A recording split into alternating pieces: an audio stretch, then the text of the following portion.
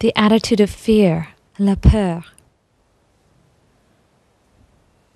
Notice that he's pulled away from that which he's afraid. His hands make a barrier, and his foot makes a barrier between himself and whatever he's afraid of.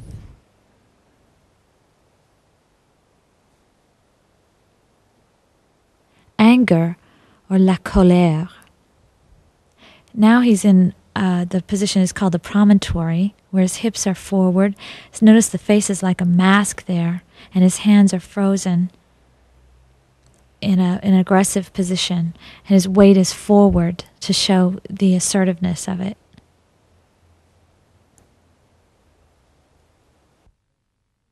You've now understood what each part of your body represents, what it communicates, the ideas, how it communicates on the outside and the inside.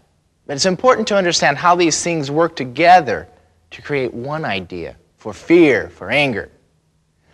So this third section, Sculpting the Body, is going to take you through the exercises of how to put together the attitude of fear. It's going to be important for you to work with the video very carefully here and notice how the body gets into a position. Then after you've finished that, after you've done what is on the video, look at a sculpture and see if you can analyze how that sculpture got into that position. If you can successfully write it down, you've completed this section. Part 3, found in pages 15 through 18.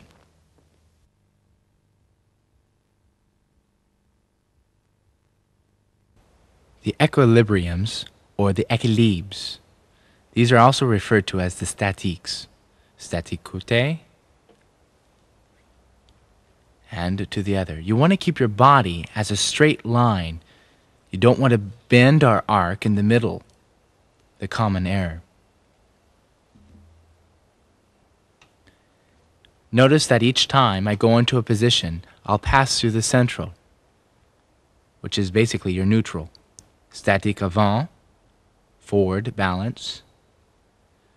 Central, statique centrale, and en arrière, backward balance.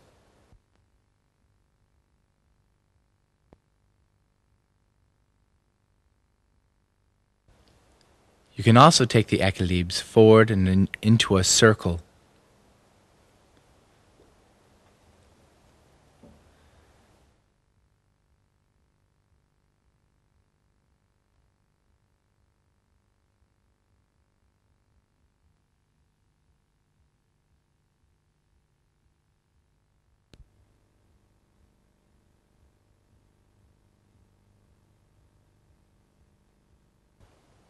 The macho character is created by sitting on your pelvis, a foot in an open third. Notice the counterweights of the body. The hands in a demi-fist to create that ready to punch or ready to relax.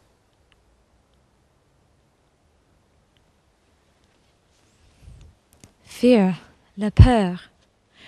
The rhythm in which he strikes the pose is very important. On an inhale, it's like a reaction or a reflex. There we've got the foot in front, the hands in front as a barrier, and also the leg. The face is in a mask of fear, the eyebrows raised, the eyes wide open, and the mouth slightly open. Anger, la colère. You want to do this on an exhale. And also have a mask of anger and not a grimace or using your facial muscles and moving the face around. It should be a frozen mask of anger.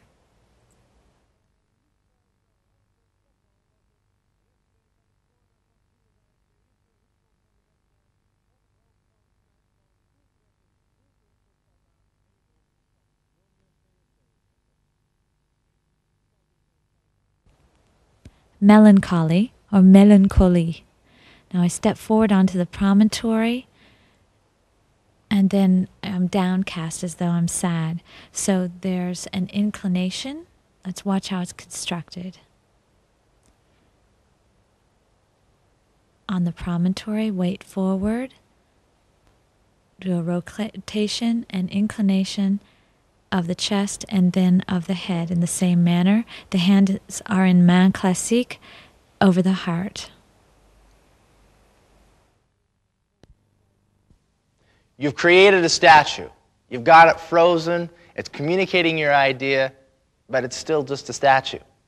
You've got to make it the living character, part 4. And how you do this is you add the rhythms, whether that's slow or fast. But in adding the rhythm, you've got to understand what each idea communicates. Watch an old man. Watch his rhythms. Watch a child at play. Each is going to use a different rhythm, communicate a different idea. Rhythm is essential for the art of mime. And without mastery of this section, you won't be able to go on. However, we've broken it down for you on pages 19 through 22 in the text. So let us begin this next section on rhythms.